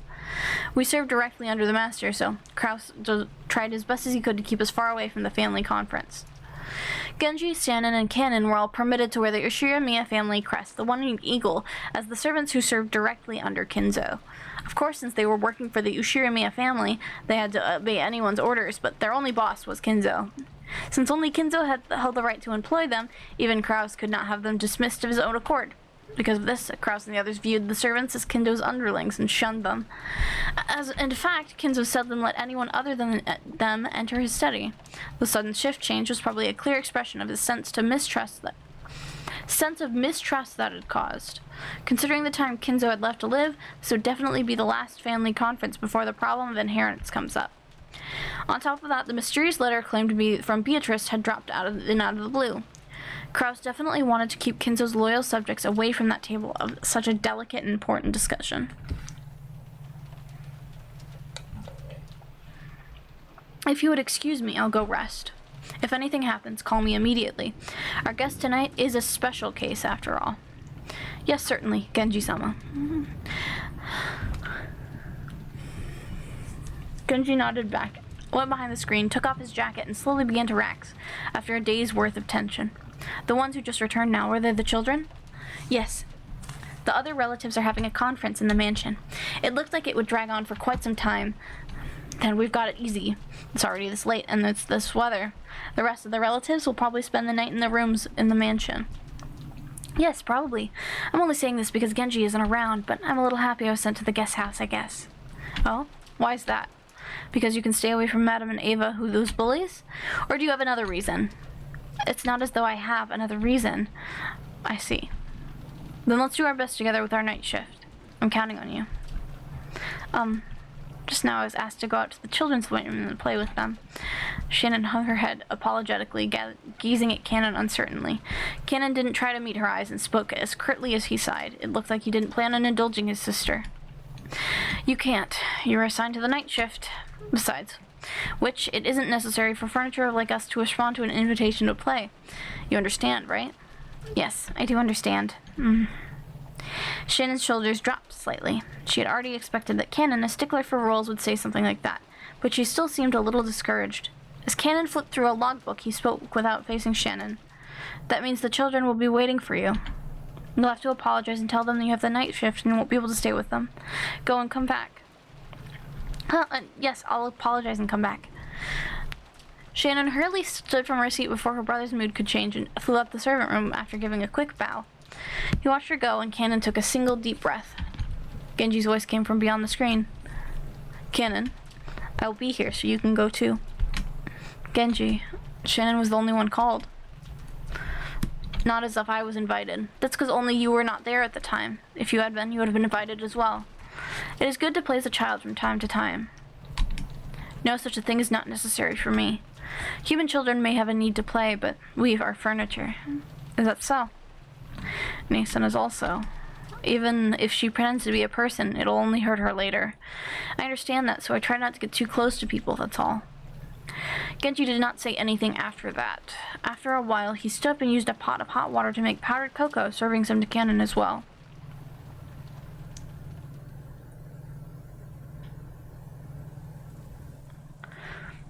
Is that for real? I had no clue. Dumbass, you're too loud. You'll wake Maria up. Butler was so surprised that he yelled obnoxiously and scattered the cards everywhere. His voice caused Maria to turn over once, but she soon fell back into a deep sleep. Jessica gave him a jab and he lowered his voice. Still, seriously, now that you mention it, they really have that kind of atmosphere, don't they? Now I see, so George couldn't be seen anywhere in the room. A short while ago when Shannon came into the room, George suddenly said he'd forgotten something in the mansion and needed to go back and get it. Shannon said that she would guide him just like she did on the way to the guest house, and the two of them departed together. Well, there's actually been signs of it for a while now. You know, questions about hobbies and favorite things. I always thought it was a bit much for a passing interest. And look what's happened now. Come to think of it, I get the feeling George Oniki's always been overly nice to Shannon. Now I get it.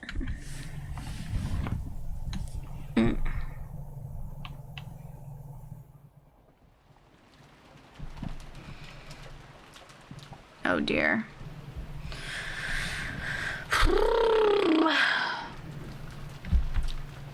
Oh my.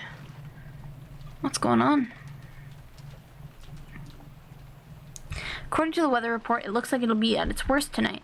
It also seems it'll last all day tomorrow, though it should get a little better. Really? Then maybe the boat won't arrive until the day after tomorrow. I hope that doesn't interfere with your work on Monday. I already knew about the typhoon becoming beforehand. Just in case, I made sure I didn't have any plans for Monday, so it's okay. I may not look it, but I really am the type who can plan ahead in a schedule. George puffed up his chest, asking proud. Compared to the calm appearance George always had with his the oldest cousin, he now looked amusingly like a little kid. Shannon chuckled at his abrupt contrast. It's no surprise you're so well prepared as someone who brings prosperity to a company someday. Well, making a company prosper really is a tough job. Money isn't the only thing that's important. I learned that well when studying under my father. Making a company prosper is like owning a castle and leading your subordinates. My dad really loves reading about great leaders during the warring periods of Japan, a hobby that's probably influenced by the fact that he shares Toyotomi Hideyoshi's name. Much of his philosophy on managing business sometimes talks from coming up talking about them. Did you know? Takeda Shingen, who is feared as the leader of the strongest cavalry troops from the warring period, started out with his troops in complete disarray, didn't have the kind of strong leadership necessary to utilize them well. Is that true? That's a little unexpected. In order to unite his troops, Shingen showed his excellent leadership in many ways. For example, when a soldier succeeded while in battle, he would immediately honor them with a medal. Normally, this kind of thing was put off till after the war, but they were all awarded at once. He continued this diligently while on the field of battle, and immediately showing his appreciation for his troops' military exploits motivated them in an extremely significant fashion. Also, whenever one of his troops was brought down by an illness, he would be the first to rush to them and care for them, and so on. Takeda Shingen wasn't the man who led the strongest cavalry corps in the warring period. He was the person who cared the most for his troops throughout that era. And because he was that kind of person, all of his troops went along with him. The truth was, Shannon had already heard this story several years ago, but whenever a discussion of his father led to this sort of topic, George would always glow and look like he was having a great time. So Shannon just smiled at that, interrupting, urging him to continue. Of course, in a capitalist world, money determines both your strength and the height of your fortifications, but you can't build up a castle or succeed in war by yourself. Such things can only be accomplished with the support of many subordinates, borrowing their strength. After understanding this, when I look at my father's back, I realize how immature I am. I can clearly see how much competition he had to overcome before building all he has now. Oh, cat. Hello, Scump. Do you want to be let out? One moment. Little cat time. What? You're so sad, you're so miserable. We're having a moment.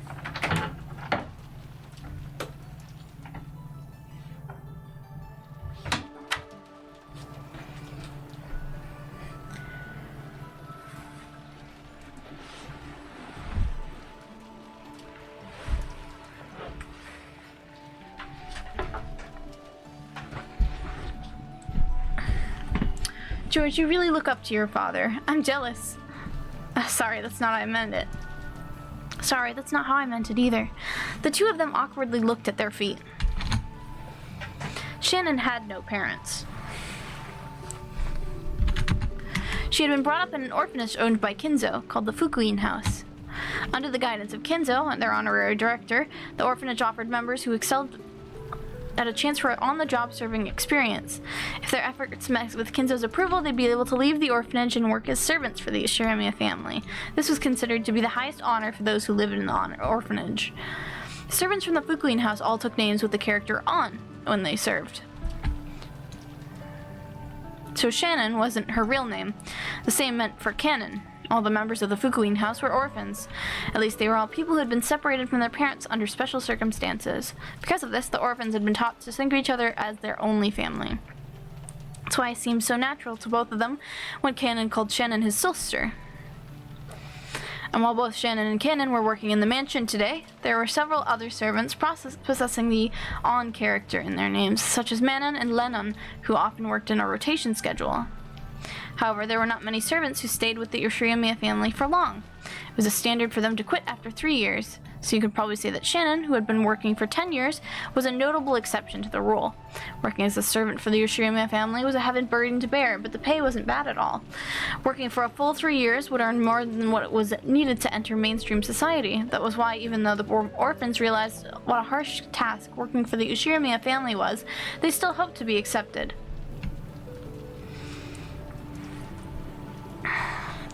Maybe the fact that Shannon managed to continue working for 10 years wasn't because she had more willpower than the other servants.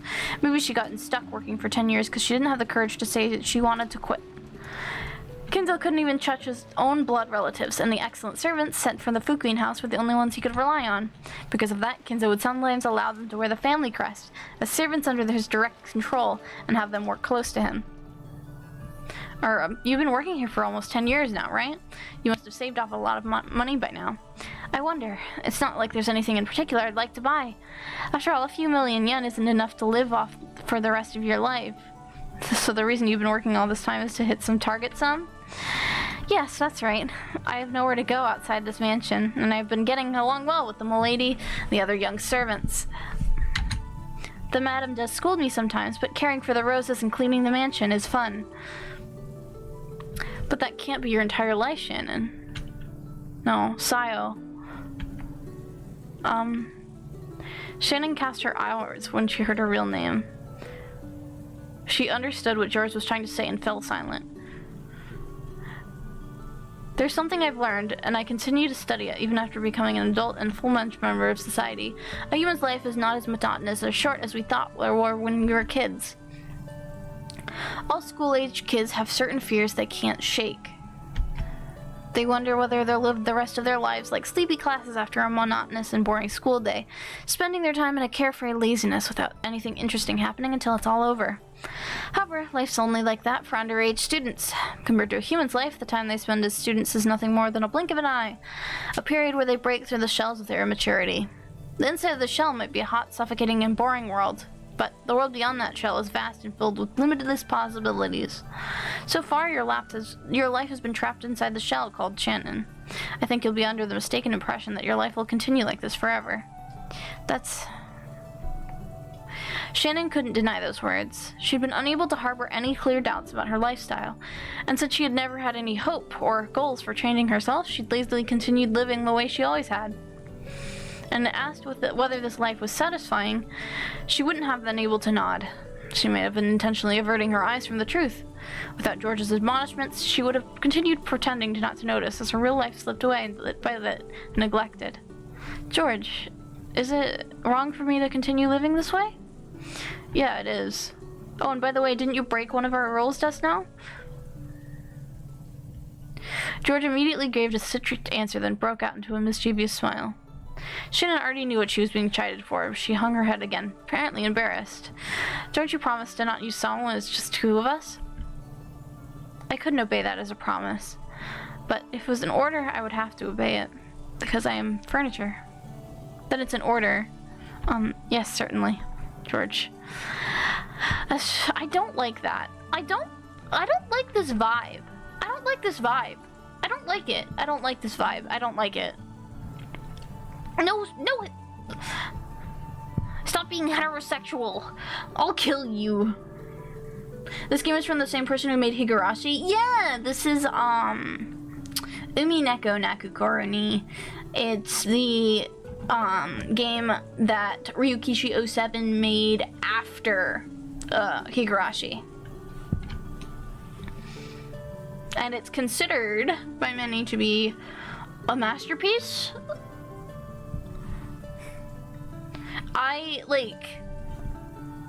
Higurashi is one of my favorites. It's one of my favorite series of all time. So, I'm very excited to continue reading this, because I'm like, oh, I hope this is just as good. I heard it goes off the walls. Yeah, that's fine. George smiled at Shannon, no, Sayo, to praise her for her small act of bravery. This short exchange alone made it clear how far back their relationship must have stretched. For a long while, the two talked as if the weather raging about them didn't even enter their thoughts. They talked about memories they'd lived in their relationship that no one else knew about. Every once in a while, a flash of lightning would attempt to interrupt them, but this could suddenly neither the roses nor the entire time they sent blushing at each other.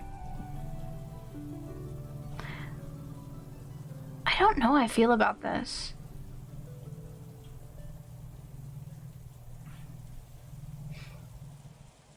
That's right. I have something I wanted to show you.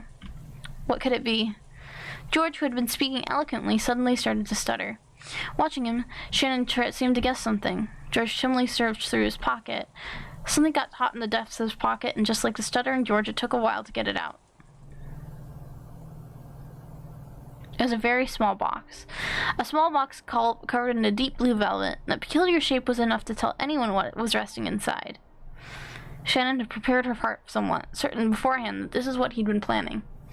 Even so, when she actually saw it, she couldn't avoid blushing once more. George opened the small box and took something out and held it out for Shannon to take. I want you to take this. I couldn't accept something so valuable. You can't take it? No, I'm unworthy of such a thing. Sayo, this isn't a request. It's an order. You can't do that. That is fucked up, actually. I don't like him. I lied. I don't like George anymore. Don't be mean to her! Don't be fucking mean to her! Don't make her do that. If it's an order, then I can't disobey. That's right. Well done. Shannon, not wanting to show her bright red face, timidly accepted the ring from George's hand while still staring at the ground. The ring wasn't a simple accessory. It was a noble object, meant since ancient times to be offered to a special woman under special circumstances. Therefore, while George could order her to take it, he could not order anything beyond that. Anything beyond would depend not on an order, but on Shannon's or Sayo's own will. So from here on out, I'm not ordering you anymore. Sayo, I want you to give me your answer by tomorrow with or without using words. Do you understand? How should I won't order you any further, so this isn't an order. But a ring is something you put on your finger, after all. If you like it, you can just put it on any finger you choose. Shannon only pretended not to know. She already understood what he wanted her to do, but she was standing at a huge crossroads of her life. Look how late it's gotten. Let's call it a day. George turned away from Shannon, acting a bit bluntly. I could probably order you to wear it on your left hand. You might be timid and dependent enough to actually obey that kind of an order, but I want it to at least this last step to be done by your own will. Understood? Yeah. I don't like this. This is like, he's kind of abusing his power. Too much for my liking. I want you to think about it well tonight and show me your answer tomorrow. Shannon nodded back. Today was a culmination of their many days spent together. This moment certainly hadn't come as a surprise to Shannon. We should be getting back to the guest house soon. If we take any longer, we'll make everyone worry about us. Sorry, I just remembered something I had to do in the mansion, so I have to go back to the mansion. At a time like this? Is that true? George stared into Shannon's face as she laughed mischievously. He definitely saw through Shannon's lie. However, when she saw how she felt, he could sort of understand what she might be so embarrassed that she wanted to be alone. It's so because George realized the meaning behind Shannon's lie, he accepted it.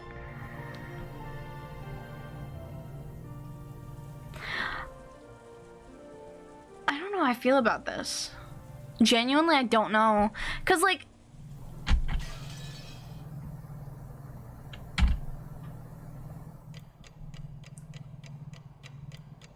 oh, it's time for a transition. I should save.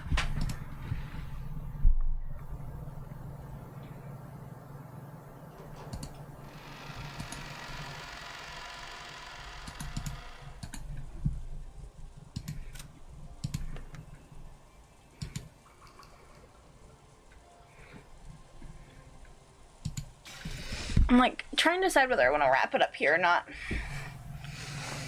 Because I don't know when a good stopping place would be. I just feel like that's a good stopping place. But like,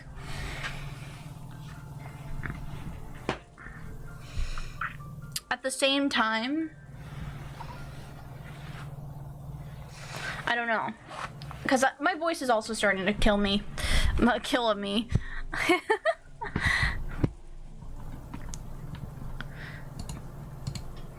My voice hurtsy. Let's see. We'll go back to the menu. Let's go back to the...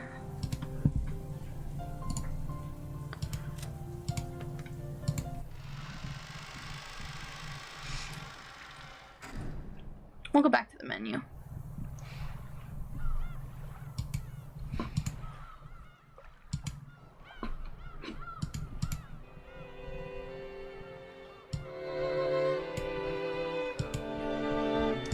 close the game.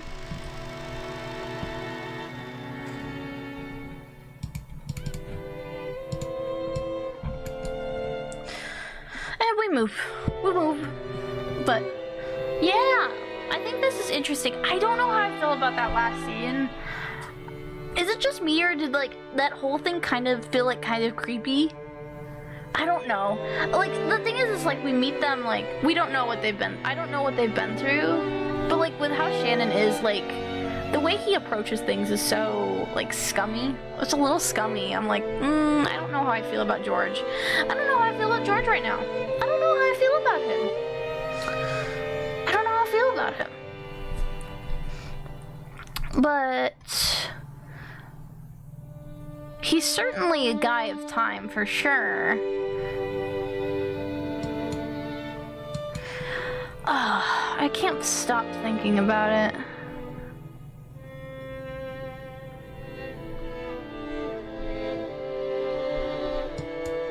I'm gonna think about that for a week. I'm gonna think about it till next week.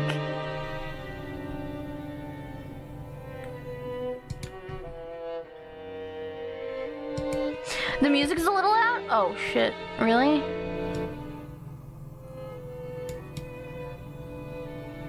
Oh, because I turned my headphones down, sorry.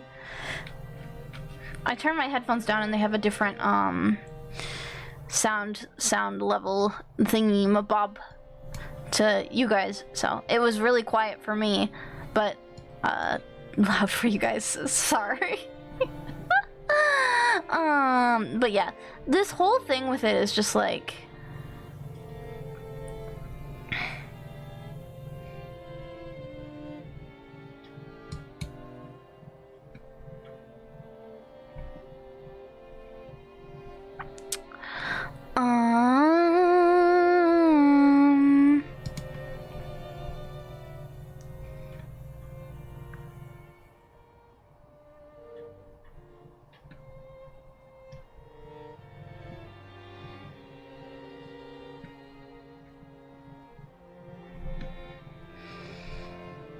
so let's see.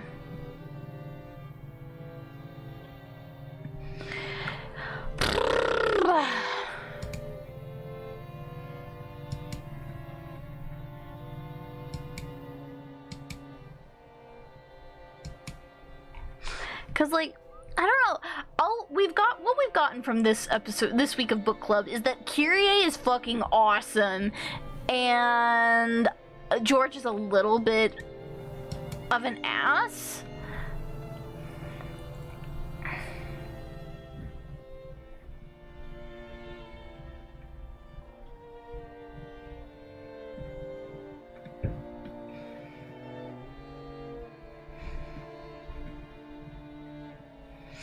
Cause let's see,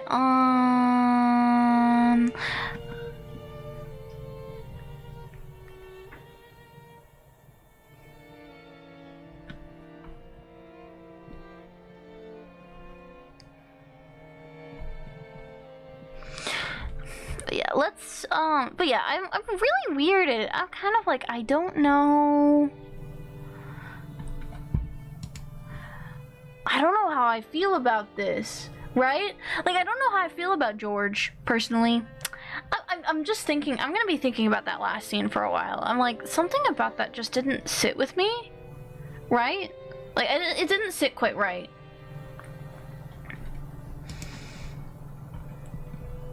I don't know what it is. I think it might be like the fact that like Shannon literally can't say no.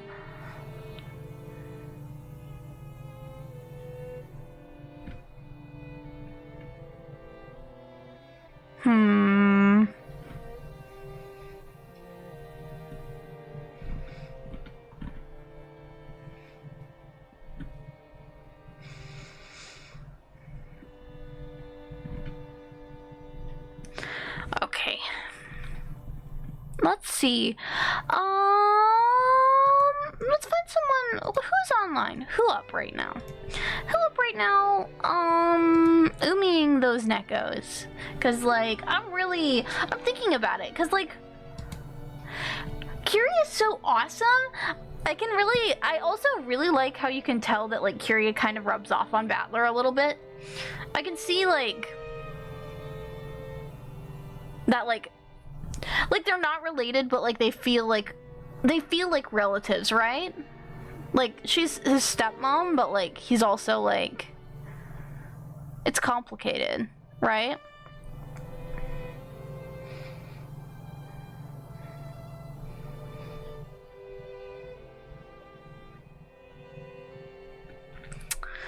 Because the whole thing is, it's a little bit, Jor's a little bit sus, but we love Kyrie. But we love her. Your Honor, we love Kyrie. I just like her a normal amount. But let's see, who's online? Ruru is on, Mira is on, Ghost is on right now.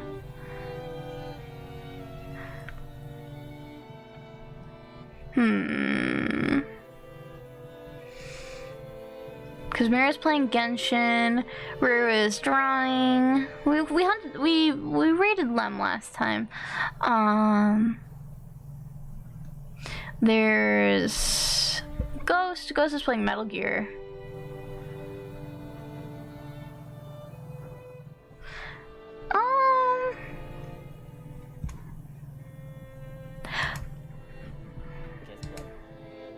I kind of want to raid Ghost because I know Ghost is a fellow Umineko enjoyer.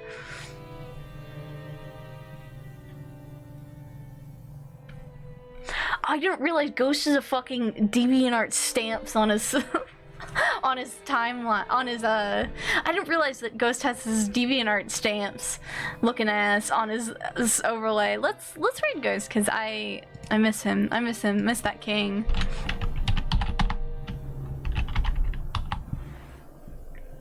But they're playing Metal Gear right now, which is awesome. But tomorrow I will be streaming again. So we have a scheduled stream probably later in the evening. My Fridays tend to go a little late.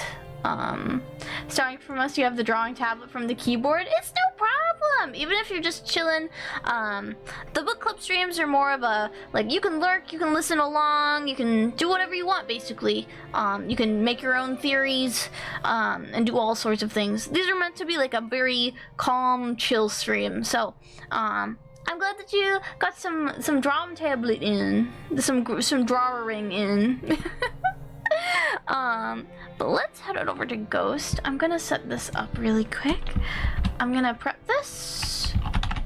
Here's our raid message. It's Choo Choo Raid. It was nice listening to you. Thank you for stopping by. It was very nice. I'm very excited to continue. We do this stream every Thursday, and unless I die or like am out of town or busy or something happens to me.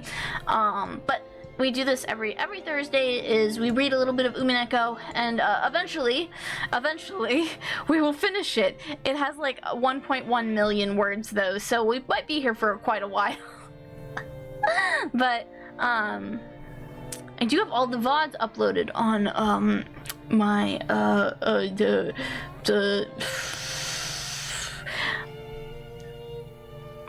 we have, wait, do I have the, yeah, I have the playlist to all of the VODs in the Discord. If you're interested, we do have a Discord for talking about various things and stuffs, and it's pretty cool. We're very low-key. We tend to be low-key there. We're just kind of chilling. It's mostly just me shouting about idle games and thinking about idle games and working. But I'm gonna send us over to Ghost. So I will see you guys tomorrow. We're probably gonna do something low-key tomorrow, probably chill. I've been very low energy this week, so it'll probably be something like chill. We might do like a chatting stream, or maybe we'll play some more Bejeweled 3 if I'm feeling up to it. But we'll see what happens. I'm gonna head over to Ghost. Our next stop on the Gehenna Express is over at Ghosty NVT. They are very cool. They're very cool. They're pretty awesome. And I will see you guys tomorrow on the Gehenna Express. The train is now departing to its next stop. It was good to have you all here tonight, and I will see you guys later. Make sure to get your choo-choos in order, and we'll see you around. So, alrighty, let's head over. I'll see you next time. Bye-bye. See you later.